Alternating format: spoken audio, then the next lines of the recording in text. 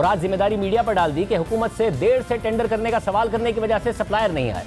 अगर सिर्फ मीडिया पर हुकूमत पर सवाल उठने की वजह से दुनिया के बड़े बड़े सप्लायर नहीं आए तो ऐसा माजी में क्यों नहीं हुआ?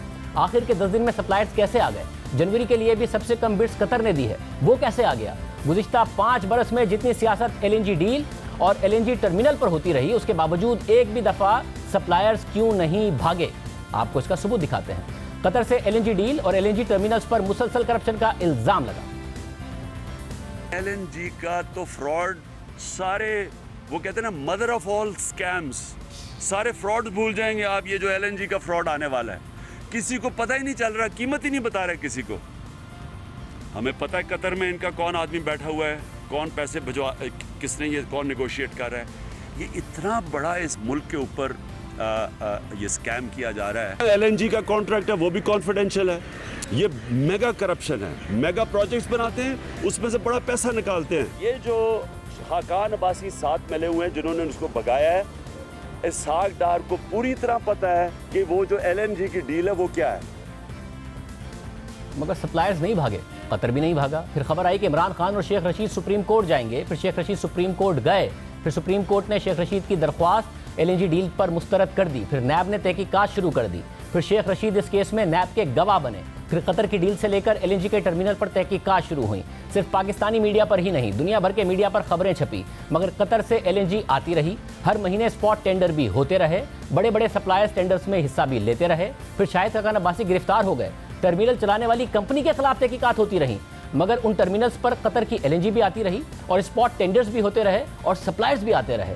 सेनेट में मामला उठाया गया, हियरिंग हुई, मीडिया पर रोज इस पर प्रोग्राम होते रहे, मगर सप्लायर्स नहीं भागे, कतर भी नहीं भागा, टर्मिनल भी चलता रहा और एलएनजी भी आती रही। फिर 28 नवंबर को इस्लामाबाद हाई कोर्ट ने रिमार्क दिए कि एलएनजी केस में तहकीकात तो बुनियादी हुकूक की खिलाफ वर्जी है और फिर शाहिद खाकान अब्बासी जमानत पर रिहा हो गए। मगर इल्जामात फिर भी लगाए जाते रहे। फिर कतर से एलएनजी आती रही, टर्मिनल्स भी चलते रहे और स्पॉट पर गैस भी खरीदी जाती रही। गुज़िश्ता बरस भी केस चल रहा था और पाकिस्तान ने अगस्त में टेंडर का इश्तिहार देकर सितंबर में दिसंबर की एलएनजी खरीद ली। मगर इस साल बिल्कुल आखिर में हर महीने के लिए 6 कार्गो का ऑर्डर्स लेकर गए।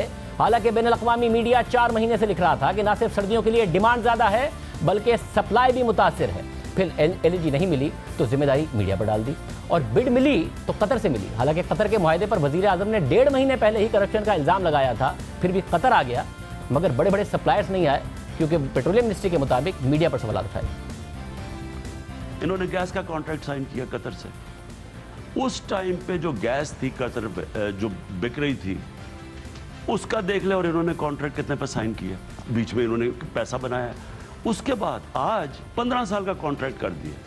15 साल का कॉन्ट्रैक्ट है कतर से।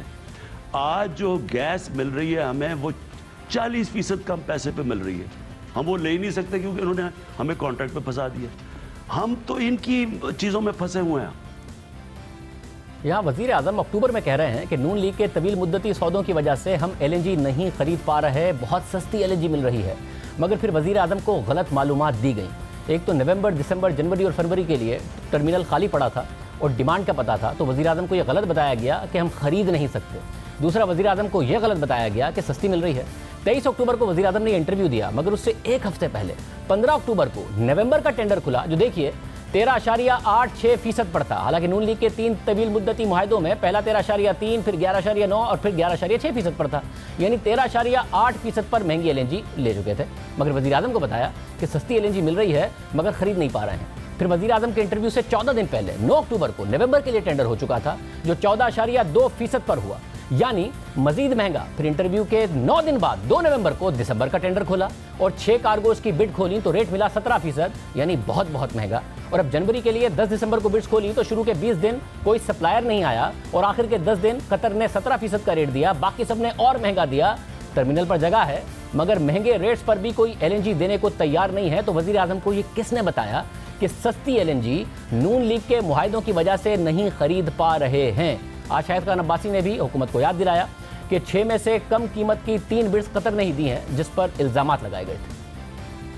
जो जनवरी के शिप्स हमने खरीदने हैं तो टेंडर हुआ, उसमें सबसे कम टेंडर उसी कंपनी का आया जिसको हम 2.5 साल से चोर कह रहे थे, गालियां निकाल रहे थे, करप्शन का इल्जाम लगा रहे थे। आज हम उसी कंपनी से, जो दुनिया की सबसे बड़ी कंपनी है एलएनजी की, उससे हम 3 शिप हासिल करेंगे और जो पाकिस्तान मुस्लिम लीग नून का कॉन्ट्रैक्ट था उससे कोई 30% ज्यादा पे वो शिप हासिल किए जाएंगे। तो मैं हमेशा कहता हूँ कि बात करने से पहले सोचना चाहिए। एक मुल्क जिसने हमारी मदद की, जिसने दुनिया का सबसे सस्ता लॉन्ग टर्म LNG कॉन्ट्रैक्ट जो दुनिया ढूंढती है हमें दिया, हमने उसको कटहरे में खड़ा किया, वजीरों ने चोर कहा, वज़ीर आज़म ने चोर कहा और आज उन्हीं से ज़्यादा महंगे दामों पर LNG लेने पर मजबूर है।